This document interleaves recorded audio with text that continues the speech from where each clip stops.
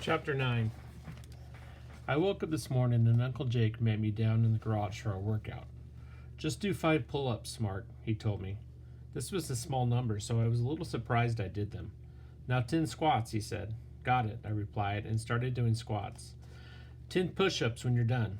Okay, I said, surprised that the workout was kind of easy so far. I finished the push-ups.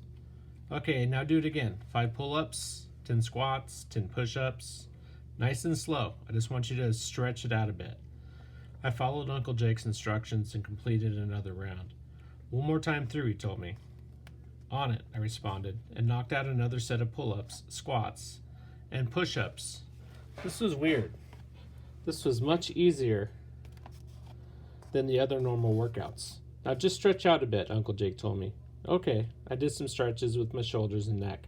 Stretch the legs more, Uncle Jake said. This made me think. He must have some leg exercises coming my way. I reached down and grabbed my toes and stretched out my hamstrings, the muscles on the back of my legs above my knee. After another couple of minutes of stretching, Uncle Jake looked at me. You good? Good for what? I asked him. Are you ready?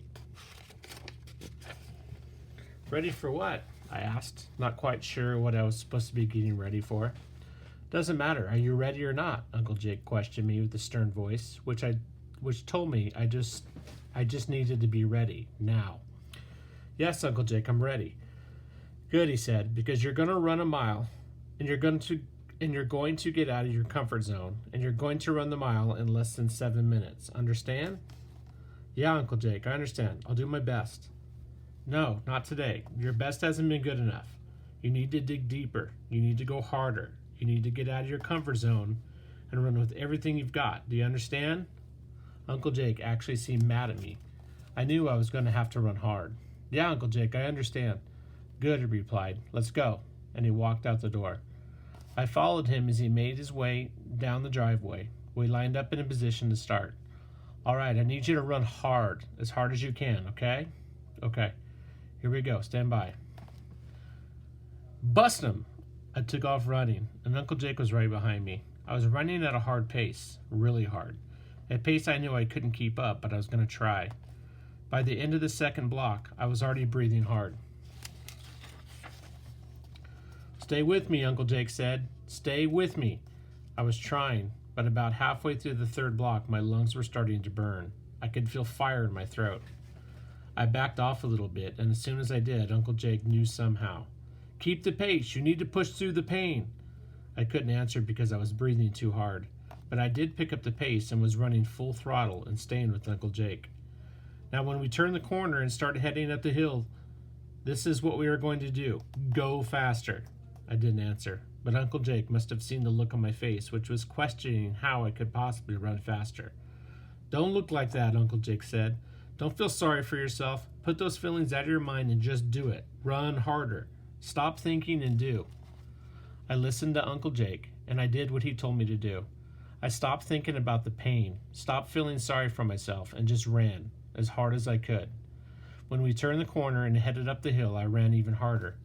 I felt the burning in my lungs and the soreness in my legs. I ignored them and ran harder. And then the pain and the burning faded, and my mind was empty other than a voice inside saying, run harder, run harder. When we got to the top of the hill, I tagged the fence post and turned around. For a split second, I hesitated. Reaching the halfway point at the fence felt good, and I was proud of how fast I had run. As my mind drifted and relaxed for a moment, I snapped out of it, and Uncle Jake said, Go! No mercy! He yelled. No mercy? Sheesh. I had never heard Uncle Jake say that before, and it got me fired up. He took off down the hill in a full sprint, and I followed him as fast as I could. I felt great going down the hill, but when I got to the bottom, it hit me. The motivation from Uncle Jake's no mercy comment faded. I suddenly felt the pain in my legs and the burning in my lungs again. I backed off. I slowed down just a little bit and just for a second, and as soon as I did, again it seemed like Uncle Jake knew it. He looked back over his shoulder and saw me and slowed down. There it is. You just went back into your comfort zone. I kept running. I wasn't comfortable, but I wasn't pushing myself as hard as I had been. You have to push through it, Mark. You have to. I know you're tired. I know your lungs are screaming. It doesn't matter. It doesn't matter. Step it out. We are almost there. Step it out. I didn't want to run harder, but more importantly, I didn't want to let Uncle Jake down. I dug deep, put aside the pain and the agony I was feeling in my legs and lungs, and ran as hard as I could. By the time I got to the last block, I didn't think I had anything left, but I did. I ran as hard as I could all the way to the finish line at my driveway. As soon as I got across it, I stopped and collapsed to the ground.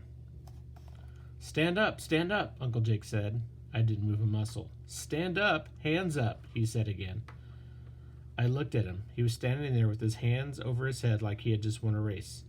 Come on, get up, he said one last time. I pushed myself back to my feet. I was exhausted. Hands up, Uncle Jake said again as he raised his hands over his head. Get him up. I put my hands up over my head. It did feel pretty good. 6:48. You did it. What? I asked, too tired to even know what Uncle Jake was talking about. 6 minutes and 48 seconds. You just ran a mile in under 7 minutes. Good work. Yes, I shouted as I got my breathing under control. But more important, Uncle Jake said, you got out of your comfort zone. That's what I like. Thanks, Uncle Jake, I said. And it was kind of weird, because even though it didn't feel good to get out of my comfort zone because it hurt, at the same time, it really did feel good to get out of my comfort zone, because I knew I was getting better. I needed to remember that, always.